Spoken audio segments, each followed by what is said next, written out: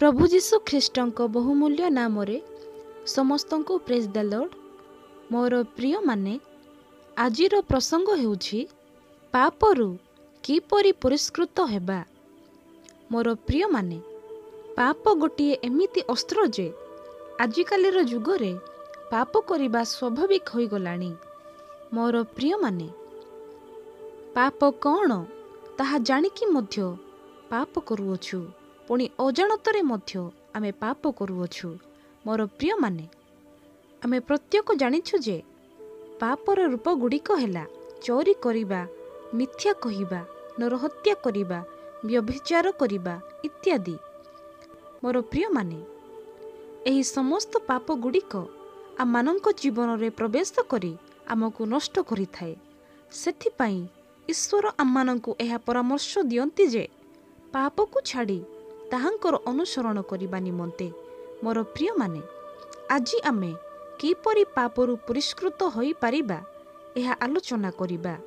प्रथमे आमे आम्भमानंकर समस्त पाप को ईश्वरंक निकटरे स्वीकार करिबा, कारण वाक्य कुहे प्रथम जहन 1 पर्व 9 पदरे लेखा जाए, जदि आम्भे माने आपणा आपणा पाप स्वीकार करू तेबे से आम्भमानंकर पाप क्षमा करिबाकू ओ समस्त अधर्मरु आम्भमानंकु परिष्कार करिबाकू विश्वस्त ओ न्यायवान अटंती। मोर प्रिय माने बाइबल अनुसारे पापरु परिष्कृत हेबार अर्थ आत्मिक भावे पवित्र होई ईश्वरंक सहित नुआ संपर्क रे प्रवेश करिबा। मोर प्रिय माने प्रभु जीशु ख्रीष्ट आम्भमानंकु निरीक्षण करंती, आउ से आम्भमानंकर सकल कार्य को जानती।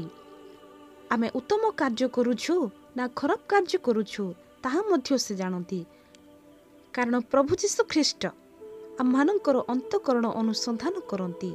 मोर प्रिय माने कौनसी मनुष्य आम्भमानंकर मौलिनता को देखि न पारे, किंतु सदा प्रभु एहाकु देखि पारंती। मोर प्रिय माने आमे पापरु पुरस्कृत हेबाकू हेले जीशुंक रक्त को व्यवहार करिबाकू पड़िबो। केवल जीशुंक रक्त ही आममानंकर मौलिनता को धौत करिपारे। केवल जीशुंक रक्त ही आममानंकर आत्मार पाप को परिष्कार करिपारे। मोर प्रिय माने आमे जानिछु जे जीशुंक रक्त वाक्यटी सादिक रक्त को सूचाई नुहे। एही रक्त प्रभु जीशु ख्रीष्टंक बलिदानर प्रतीक, जहा द्वारा आमे क्षमा, पवित्रता और नया जीवन पाइअछु। मोर प्रिय माने शारीरिक भाव रे चिंता करिबाकू गले आमे निजर शरीर को सफा रखिबा पाई भलो साबुन यूज करिथाउ, निज शरीर को सजेइबा पाई भलो कॉस्ट्यूम यूज करिथाउ, तथापि आम्भमानंक मौलिनता दूर हुए नाही। मोर प्रिय माने कौनसी बाह्य जिनिस आम्भमानंक पाप को परिष्कृत करि पारे नाही। केवल जीशुंक रक्त ही आममानंकर आत्मार पाप को धौत करि पारे। एणु वाक्य मध्य लेखा जाए, जिरिमिय 2 पर्व 22 पदरे प्रभु सदा प्रभु कुहंती, यद्यपि तुम्भे आपना को सोरारे धौत कर ओ बहुत साबुन लगाओ, तथापि आम्भ दृष्टि रे तुम्भ अधर्म चिन्हित होई रही अछि। मोर प्रिय माने आमे एठारे देखि पारुछु आमे बाह्य जिनस साबुन रे सोरारे धौत कले मध्य भितरे असुचिता मलिनता पाप द्वारा होई थाए। पुणी वाक्य कुहे हितोपदेश 30 पर्व 12 पदरे आपणा दृष्टि रे निर्मल एपरि एक वंश अछि, तथापि से माने आपणा मलिनतारु धौत होई नाहांती। मोर प्रिय माने आमे जानिछु जे पुराना नियम रे पाप को ढाकिबा पाई पशुर रक्त दिया जाउथिला, किंतु प्रभु जीशु ख्रीष्ट निजे मेष शाबक होई ए जगतर पाप को बोही नेले।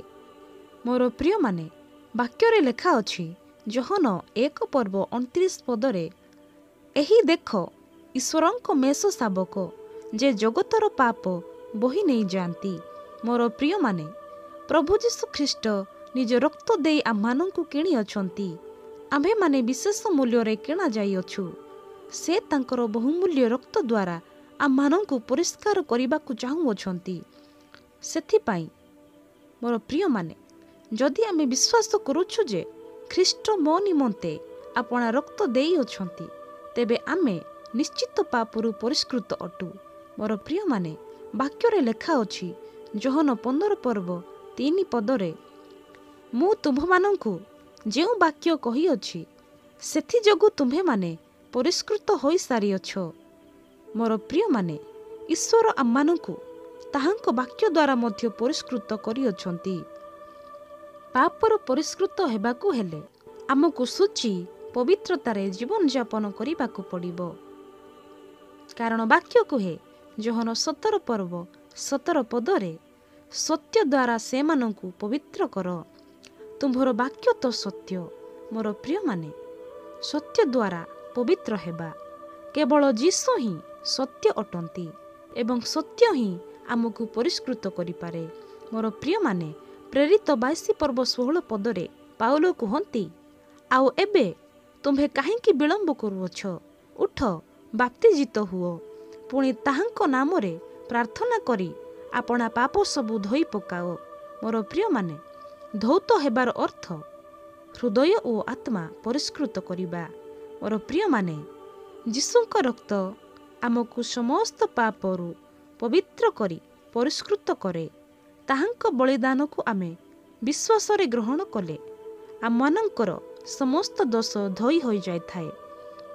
ମୋର ପ୍ରିୟମାନେ, ପାପ କରିବା ଦ୍ୱାରା କ'ଣ ପରିଣାମ ହୁଏ? ମୁଁ 3ଟି ବିଷୟ ଆପଣମାନଙ୍କୁ କହିବି। ପ୍ରଥମ ବିଷୟ ହେଉଛି ପାପ କରିବା ଦ୍ୱାରା ଆମେ ଆତ୍ମା ଓ ପ୍ରାଣ ହରାଇଥାଉ। ଦ୍ୱିତୀୟ ବିଷୟ ହେଉଛି ପାପ କରିବା ଦ୍ୱାରା ଈଶ୍ୱରଙ୍କ ସହିତ ଆମର ସମ୍ପର୍କ ବିଚ୍ଛେଦ ଘଟିବ। ମୋର ପ୍ରିୟମାନେ, ବାକ୍ୟରେ ଲେଖା ଅଛି ଯିଶାୟ 59:2 ମାତ୍ର ତୁମ୍ଭମାନଙ୍କର ଅପରାଧ ସବୁ ତୁମ୍ଭମାନଙ୍କର ଓ ତୁମ୍ଭମାନଙ୍କ ପରମେଶ୍ୱରଙ୍କ ମଧ୍ୟରେ ବିଚ୍ଛେଦ ଘଟାଇଅଛି ଓ ତୁମ୍ଭମାନଙ୍କର ପାପ ସବୁ ତୁମ୍ଭମାନଙ୍କଠାରୁ ତାହାଙ୍କ ମୁଖ ଲୁଚାଉଅଛି, ଏଥିପାଇଁ ସେ ଶୁଣିବେ ନାହିଁ। ମୋର ପ୍ରିୟମାନେ, ତୃତୀୟ ବିଷୟ ହେଉଛି ପାପ କରିବା ଦ୍ୱାରା ଆମ୍ଭମାନଙ୍କର ଆତ୍ମିକ ମୃତ୍ୟୁ ଘଟିଥାଏ। ମୋର ପ୍ରିୟମାନେ, ବାକ୍ୟରେ ଲେଖା ଅଛି ରୋମୀୟ 6:23 କାରଣ ପାପର ବେତନ ମୃତ୍ୟୁ, କିନ୍ତୁ ଈଶ୍ୱରଙ୍କର ଅନୁଗ୍ରହ ଦାନ ଆମ୍ଭମାନଙ୍କ ପ୍ରଭୁ ଯୀଶୁ ଖ୍ରୀଷ୍ଟଙ୍କ ସହଭାଗିତାରେ ଅନନ୍ତ ଜୀବନ ଅଟେ। ମୋର ପ୍ରିୟମାନେ, ଆମେ ପାପରୁ ପରିଷ୍କୃତ ହେବାକୁ ହେଲେ ଯୀଶୁଙ୍କ ରକ୍ତକୁ ବ୍ୟବହାର କରିବା ଏବଂ ତାହାଙ୍କ ବାକ୍ୟକୁ ହୃଦୟରେ ରଖିବା। ତେବେ ପାପ ଆମମାନଙ୍କ ଜୀବନରେ ପ୍ରବେଶ କରିପାରିବ ନାହିଁ। ଏଣୁ ଗୀତ ରଚକ ଦାଉଦ କୁହନ୍ତି, ମୁଁ ଯେପରି ପାପ ନ କରେ ଏଥିପାଇଁ ମୋ ହୃଦୟ ମଧ୍ୟରେ ତୁମ୍ଭର ବାକ୍ୟ ସଞ୍ଚୟ କରି ରଖିଅଛି।